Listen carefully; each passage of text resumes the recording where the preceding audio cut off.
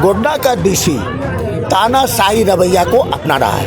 गैर संवैधानिक कार्यों को सेवा संहिता के विरोध में ये अपने वक्तव्य को कारनामे कर रहे हैं। पहला फेज में एसएमएस नहीं करने वाले 1417 प्रधानाध्यापक को, हेड मास्टर को इन्होंने एक दिन का वेतन लंबित कर दिया गया। क्या आप मोबाइल पे वीडियो कॉलिंग खुद भी कर रहे हैं और 30 पदाधिकारी को केवल शिक्षा विभाग और शिक्षकों का औचक निरीक्षण के लिए लगा दिए। हम लोग प्राइवेट स्कूल को बंद नहीं करवा दें, उतनी क्षमता हमारे ये बीपीएससी और जेपीएससी टीचर रखते हैं। जमीनी हकीकत पर कितने सारे प्रॉब्लम्स हम लोगों को झेलने पड़ते हैं। ये क्या लगभग 400 से 500 संख्या है और ये हमारे जो उपायुक्त महोदय हैं उनका जो इम्प्रैक्टिकल गतिविधि है कि 10 बजे एसएमएस नहीं हुआ तो एक दिन का वेतन स्थगित, कुछ शिक्षकों का वीडियो कॉलिंग के द्वारा निरीक्षण और उनका जो है उनको प्रताड़ित करना, उनको सस्पेंड करना और बिना स्पष्टीकरण दिए किसी पर कार्रवाई करना, ये कहाँ का न्याय है। अभी क्या कार्रवाई हुई है किन्हीं के ऊपर? हाँ, एक दिन का स्थगन का वो आदेश निकाल दिए हैं और 1417 को एक दिन का वेतन स्थगित किया गया है और 4 शिक्षक को निलंबित कर दिया गया है बिना कोई स्पष्टीकरण का। गोड्डा डीसी तो अभी देख रहे थे कि वीडियो कॉन्फ्रेंसिंग से सभी स्कूल के शिक्षक वो मानसिक रूप से प्रताड़ित करना चाह रहे हैं, उनका कोई मंशा साफ नहीं है। वो मानसिक रूप से शिक्षकों को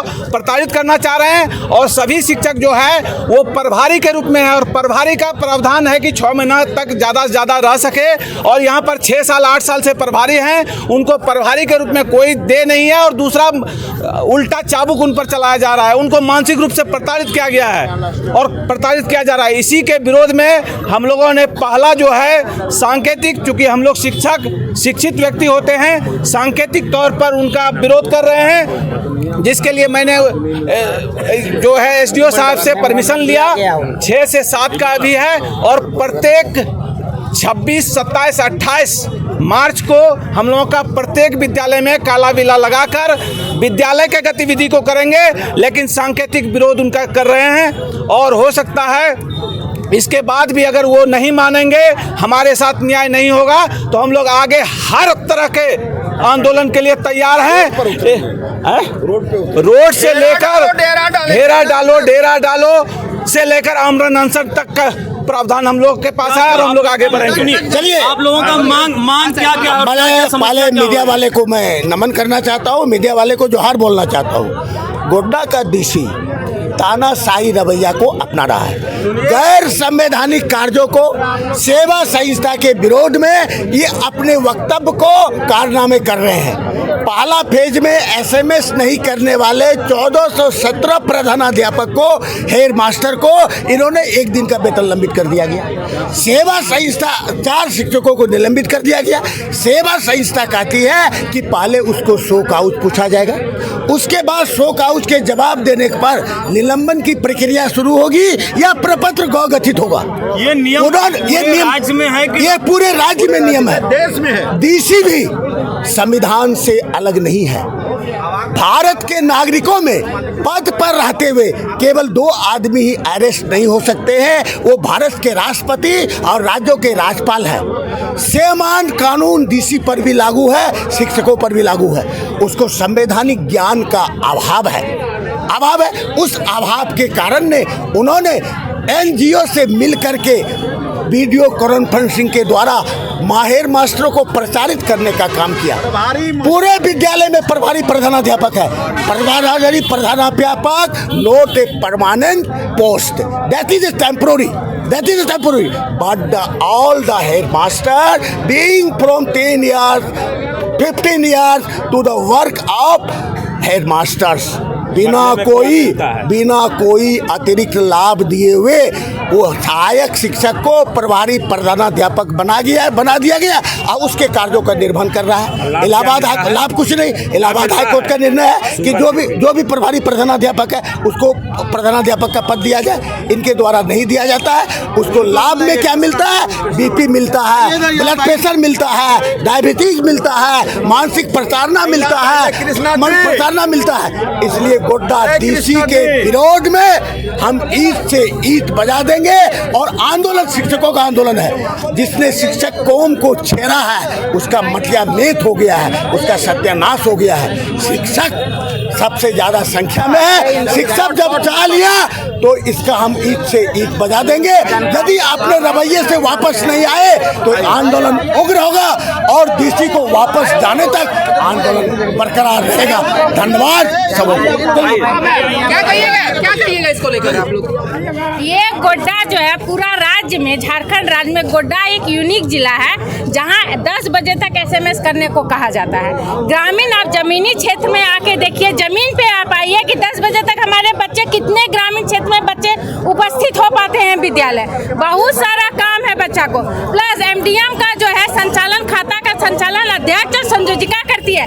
सारे प्रभारी हैं यहाँ, कोई प्रमोशन नहीं दिया गया किसी को एचएम के पद पे। प्रभारी स्कूल विद्यालय चला रहे हैं, खाता का संचालन संयोजिका अध्यक्ष करती है। वहाँ कोई भी डिमेरिट होता है तो शिक्षक को दंडित किया जाता है। और दंडित भी क्या, वेतन स्थगित। वेतन सिर्फ हमारा नहीं है, हमारे बाल बच्चों का भी है, वहाँ भी प्रभावित होता है। उनकी शिक्षा प्रभावित होती है, उनका पोषण, उसको हम क्या अपना बच्चा को नहीं देखेंगे क्या? हमारे भी तो बच्चे हैं। वेतन सिर्फ मेरा नहीं है, दंड यहाँ वही दिया जाता है, सिर्फ वेतन स्थगित करो, वेतन बंद करो। ठीक है, आप स्पष्टीकरण पूछे, आप उसका देखिए कि उसके साथ क्या परिस्थिति है, नहीं है, उसके बावजूद भी आप दंडित कर रहे हैं। ये तो बहुत गलत है, सरासर गलत है। अगर ऐसा ही रहा तो सारे प्रभारी जो प्रधानाध्यापक है, जो प्रभारी में है, वेतन तो आप शिक्षा सहायक का दे रहे हैं और काम करा रहे हैं प्रभारी का, तो सारे सामूहिक इस्तीफा देंगे। हम लोग का यही सब डिसीजन होगा। एसएमएस के लिए करेगा संयोजिका अध्यक्ष करेगा। किया जाता है एसएमएस का क्या? चलिए बोलिए। एसएमएस और क्या सुनिए। एसएमएस के द्वारा यह सुनिश्चित किया जाता है कि हमारे विद्यालय में इतने बच्चे आज उपस्थित हुए और इतने बच्चों का मध्याह्न भोजन योजना से इतने बच्चे लाभान्वित हुए। ये इसको सत्यापित किया जाता है इस मैसेज के द्वारा। लेकिन ज़मीनी हकीकत पर कितने सारे प्रॉब्लम्स हम लोगों को झेलने पड़ते हैं, ये उपायुक्त महोदय को समझना चाहिए कि कितने सारे इंफ्रास्ट्रक्चर की कमी होने के बावजूद हम लोग इतने अच्छे से विद्यालय चलाते हैं। और 10 तारीख के डेट में जो निकाला गया है, उस दिन 8वीं बोर्ड का एग्ज़ाम था। हमारे स्कूल से सारे शिक्षक जो हैं वहाँ पर प्रतिनियोजित थे और मैं अकेली थी। और सारे क्लास को संचालन करने के बाद, सारी उपस्थिति लेने के बाद फिर मुझे पता चला कि नहीं, बोरिंग जो है ख़राब हो गया है, पानी नहीं जा रहा है। ये सब जो है प्रॉब्लम आती है। अब मैं पहले उस पर ध्यान देना जरूरी समझी, नहीं तो बच्चे मध्याह्न भोजन योजना से लाभान्वित नहीं हो पाते। लेकिन उपायुक्त महोदय को ये सारी बातें भी, ऐसे बहुत सारे प्रॉब्लम्स हैं हर स्कूल में, जिसको कि समझना होगा उपायुक्त महोदय को। ठीक है, हम लोगों से गलती हुई थी, ठीक है, हम लोग मानते हैं कि हम लोगों से गलती हुई थी, तो हम लोगों से स्पष्टीकरण मांगना चाहिए था। लेकिन वेतन स्थगित करने के आदेश के हम लोग विरुद्ध हैं। सभी लोगों का क्या एक दिन का वेतन काट दिया गया? हाँ, हेलो, सुनिए ध्यान से। स्थगित किया गया, एक दिन का वेतन स्थगित किया है प्रभारी का। अभी सुनिए, अभी आप लोग क्या आगे करिएगा और अभी क्या मांग रहे? देखिए, सबसे बड़ी बात यह है कि उपायुक्त महोदय मिलते नहीं हैं। हम लोग कई बार मिलने का प्रयास किए, ये 2 बजे के बाद अपने चैम्बर में नहीं बैठते हैं।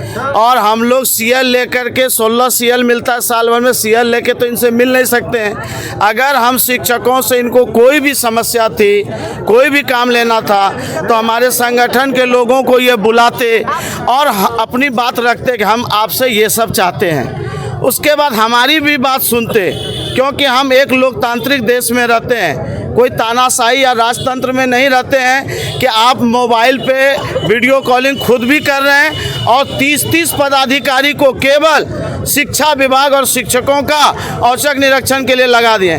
कल भी हमारे एक साथी ने बताया कि 2:55 में उनको फ़ोन आया।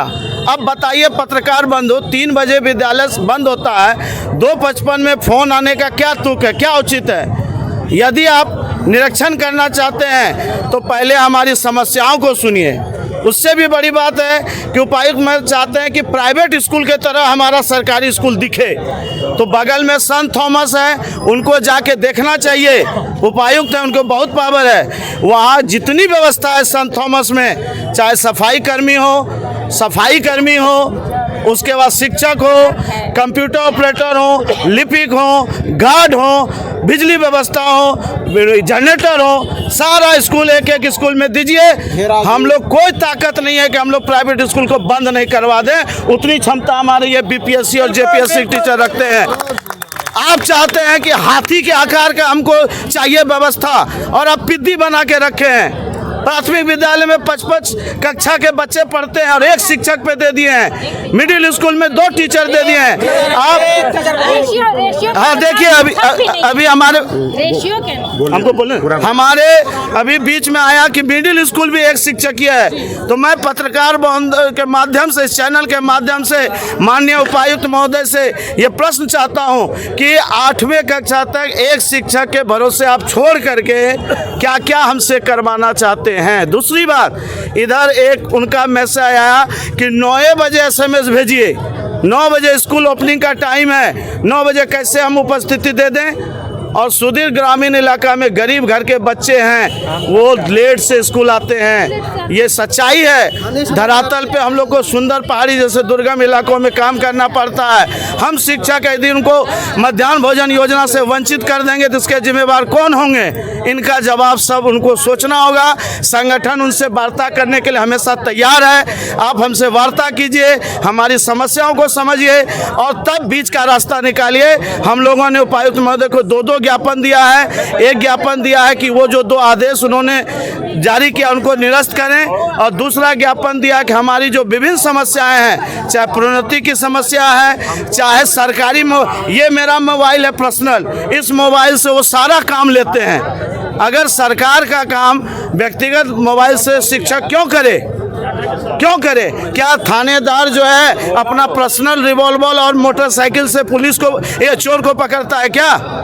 जब सरकारी सिस्टम में सरकार सारे संसाधन देते हैं, क्या माननीय उपायुक्त महोदय अपने पैसा से कहीं जाते हैं, विजिट करते हैं क्या?